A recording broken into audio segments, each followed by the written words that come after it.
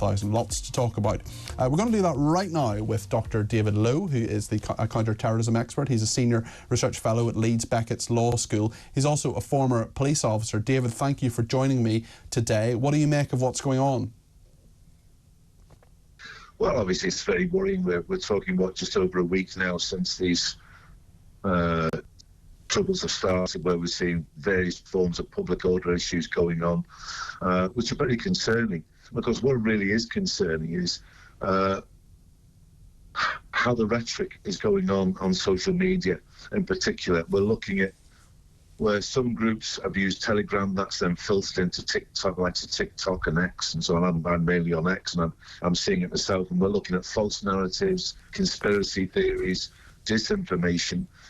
And that is just fueling it. And I'm talking from all sides here, Peter, not just one side. And it's interesting, isn't it, David? Just we've talked a little bit about social media previously, but actually it's not just the public stuff. It's not just Snapchat and Twitter and things that people can see publicly, or big groups like Telegram, for example. There's a lot of things that people are sending kind of peer-to-peer. Individual people are sending via WhatsApp, for example. We know that a lot of those riots involving Islamists, for example, a lot of the information was being sent via WhatsApp.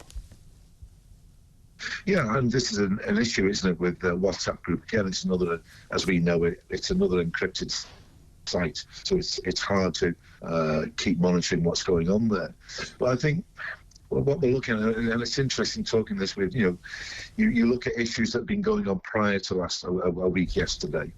I think we saw 27th of July, a large protest by British nationalists in Trafalgar Square, and so that's prior to the events, the tragic events in Southport. And it's looking at a number of issues. Immigration is obviously one of those where we look at people who are protesting on that side. We're looking at, and when I say immigration, it's like illegal immigration. We're then talking about grooming gangs. You look at the arguments, and I'm not justifying, I'm trying to understand what is the point that they're trying to make. And then we have on the other side, other groups are saying, well, we are part of the community. They're then looking to defend themselves. And right in the middle of this are the police. Yeah. And this is interesting when you talk about tier policing. Well, I mean, Keir Starmer saying it's a non-issue. Is it a non-issue? You're a former police officer. Is two-tier policing a non-issue? I'm not blaming the individual bobbies on the beat on the ground here, but there will be, I mean, policing is in some ways political. There have to be political decisions being made at various sides. So what do you make of this? What do you think? Do you think two-tier policing is a non-issue, as Keir Starmer says it is? Well, I sort of try and look at it as objective as I can, Peter. And, the key thing, even when I was serving, it's still there now. You police without fear or favour. You don't take sides on anything. Here's the law. If you're abiding by the law, not a problem. If you then step over that boundary, then you will be dealt with accordingly. And, I'm looking at, obviously, I'm on it. I try to think of my electronic footprints but I'm on it at different extremist groups, and certainly on X. And I'm looking at the arguments that they're putting, and certainly those from the likes of Lawrence Fox, Yassi Lennon, who's Tony Robbins, and so on, saying, look at how we're being dealt with, but these Muslim gangs are going around and they're not being dealt with.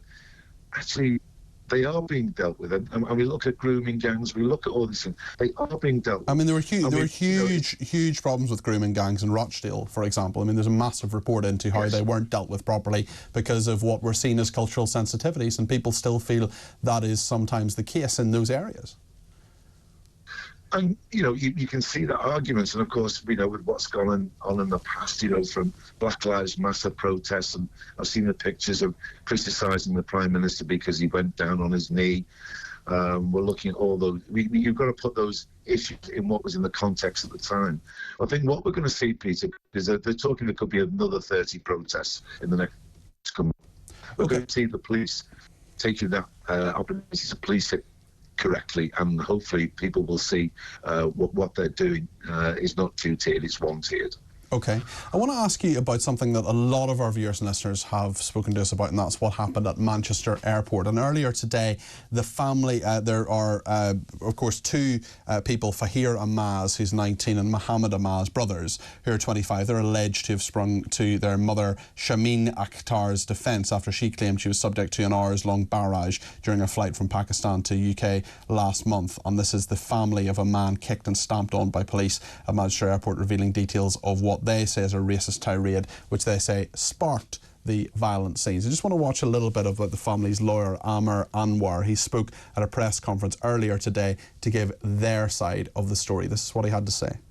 The taser that is used is a prohibited firearm and licensed by police officers to use, and it can emit up to 50,000 volts of electricity.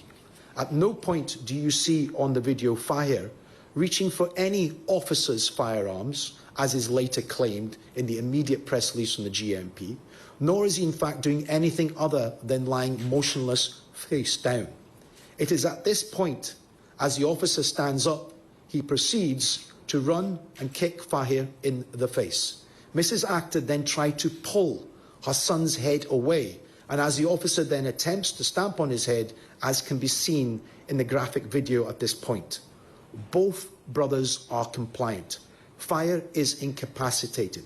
His brother is sat some distance behind on a seat with his hands on his head, with officers keeping him under control. The officer then proceeds to lift his foot up and appears to stamp down on Fahir's head.